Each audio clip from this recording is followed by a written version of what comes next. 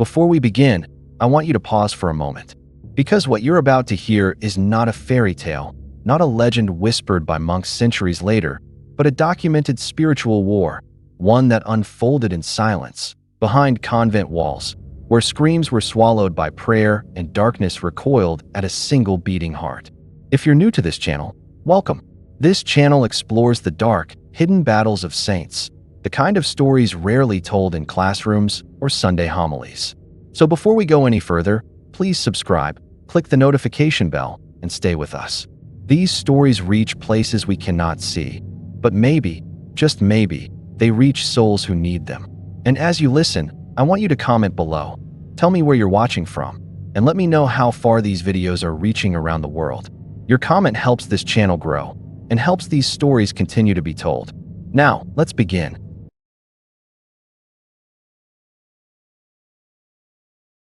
Margaret Mary Alacoque was born in 1647 in the quiet countryside of Burgundy, France, a land of rolling hills, church bells, and a faith that shaped every breath of daily life. At least, that's how history books describe it.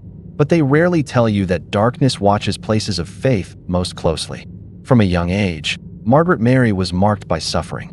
Her father died when she was still a child, leaving the family vulnerable, emotionally, financially, spiritually. And almost immediately after his death, something strange began to happen. She became paralyzed. For 4 long years, she could barely move. Her body failed her while her mind remained clear, locked inside a frame that would not obey. Doctors had no explanation. Prayer became her only refuge. She later wrote that during those years, she learned something most people never do, that suffering strips away illusions. When you cannot run, cannot distract yourself, cannot escape pain, you are left alone with God or with whatever else dares to approach you. And something did approach. She would later hint, carefully, obediently, that during her illness she felt a presence, not visible, not audible, but heavy, a weight in the room, a pressure that came especially when she prayed. But at that time, she did not yet understand.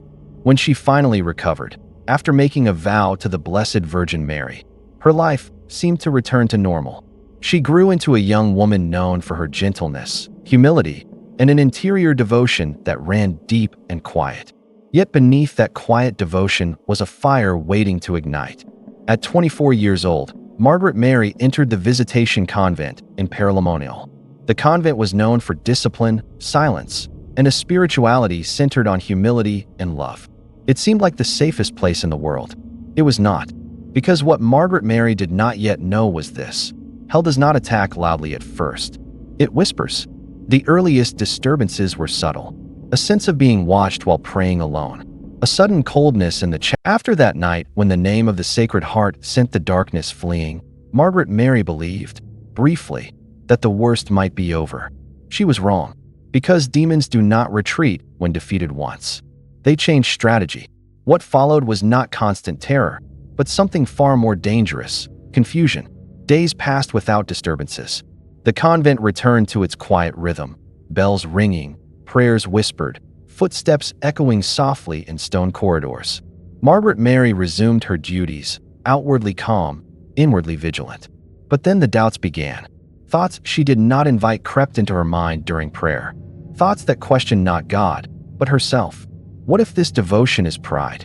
What if you are drawing attention to yourself? What if this Sacred Heart devotion is an illusion meant to deceive others? These thoughts were subtle, carefully crafted. They did not feel violent. They felt reasonable. She resisted them by obedience. She told her confessor everything. She wrote nothing without permission. She hid herself, seeking obscurity rather than recognition. And this humility, infuriated the darkness. The second wave of attacks came without warning. It began during Eucharistic adoration. Margaret Mary knelt alone in the chapel late at night, the sanctuary lit only by a few candles. As she fixed her eyes on the tabernacle, she felt a familiar heaviness settle over the room. But this time, it was stronger. The air grew thick, pressing against her skin.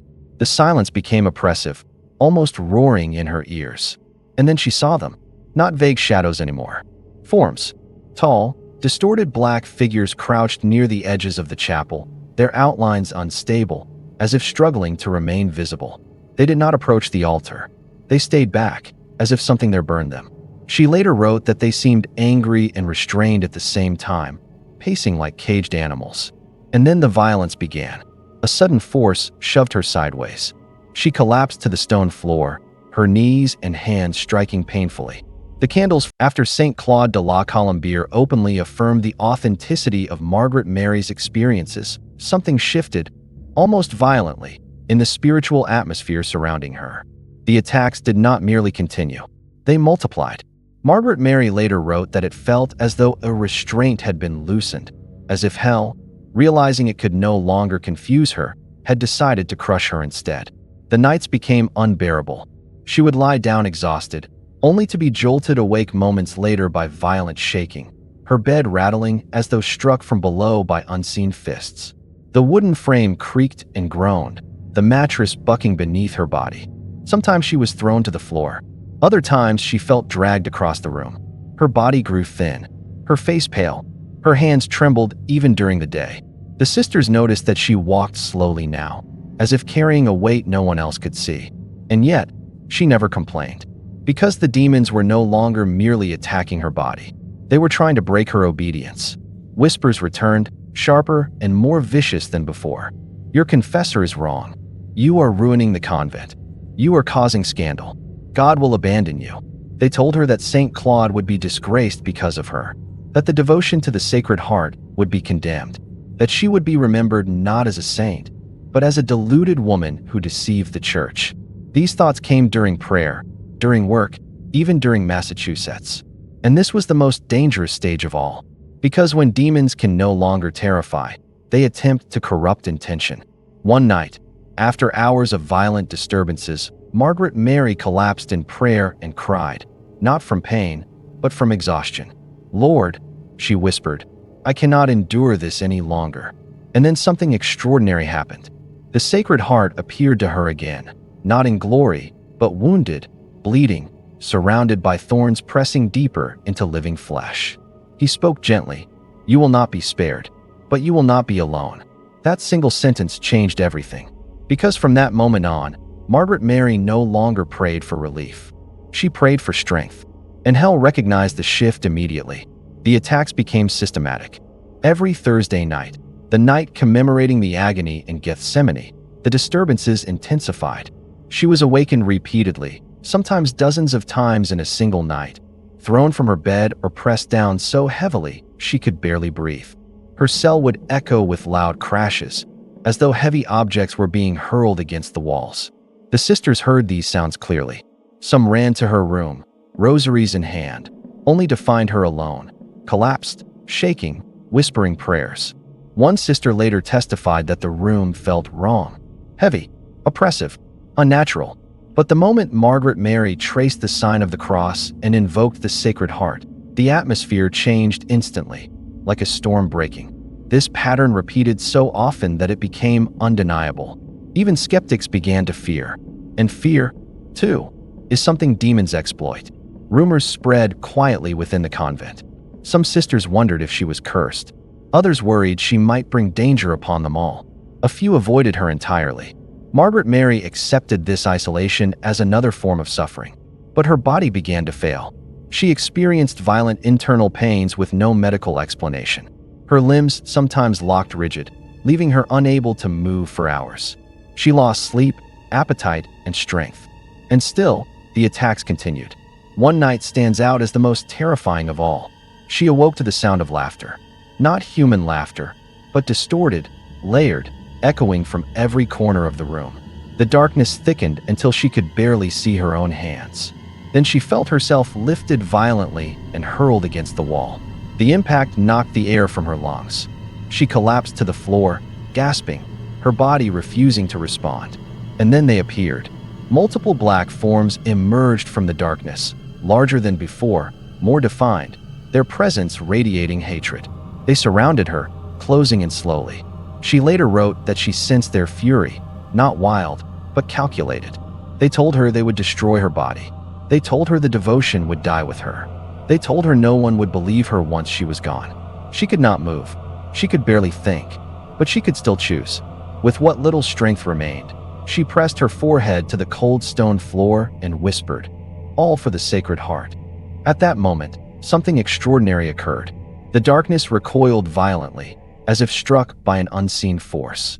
The figures twisted, collapsing inward, retreating with sudden urgency. The laughter turned into chaotic noise, crashing, scraping, confusion. And then, silence. Margaret Mary lay there for a long time, unsure if she was alive.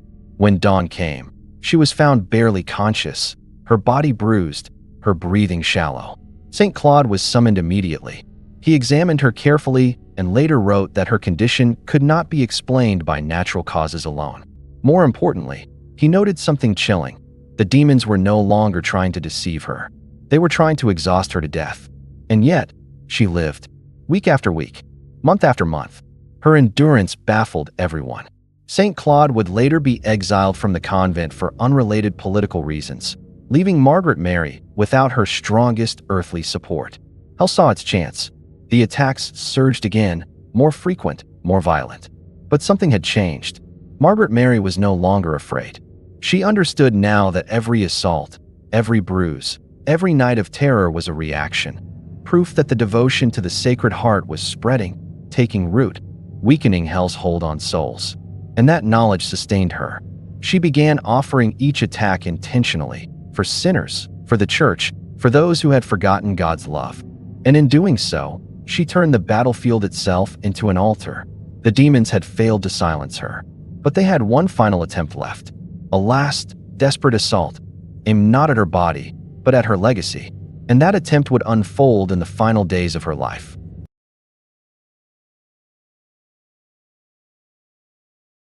By the late 1680s, Margaret Mary's body was visibly failing. Years of sleepless nights, physical assaults, and interior suffering had taken their toll. She moved slowly now, often leaning against walls for support. Her breathing was shallow. Her hands shook even when holding a rosary. But something strange had happened. The fear was gone. Those who lived with her noticed it immediately. While her body weakened, her spirit grew unervingly calm. There was a quiet authority in her presence, a stillness that unsettled even those who had once doubted her. And hell noticed it too, because when fear disappears, demons lose their greatest weapon. The final attacks did not come as violent chaos anymore. They came as pressure, constant, suffocating, relentless, a heaviness that followed her everywhere. Even during Mass, even during communal prayer, she later described it as being pressed inward, as though something were trying to crush her soul rather than her body. The whispers returned, but now they were desperate. This devotion will be forgotten. You have suffered for nothing. No one will carry this message forward. They showed her images, visions of the Sacred Heart devotion dying with her, dismissed, ignored, buried by time. This was hell's final strategy. Not terror, not pain, but hopelessness. And for a moment, just a moment, Margaret Mary felt the weight of it. She wept quietly in prayer, not because she doubted God's love, but because she feared she had failed him. And that was when Christ appeared to her one last time. Not in dramatic vision, not in overwhelming light, but in peace. She sensed his presence beside her, and she heard these words clearly in her heart. "It is accomplished. What you were asked to do has been done." In that moment, she understood something profound. The devotion to the Sacred Heart no longer depended on her. It had already been released into the world, and hell knew it. From that night on, the violent disturbances stopped completely. No shaking beds, no black shapes, no whispers in the dark. The silence that followed was not threatening.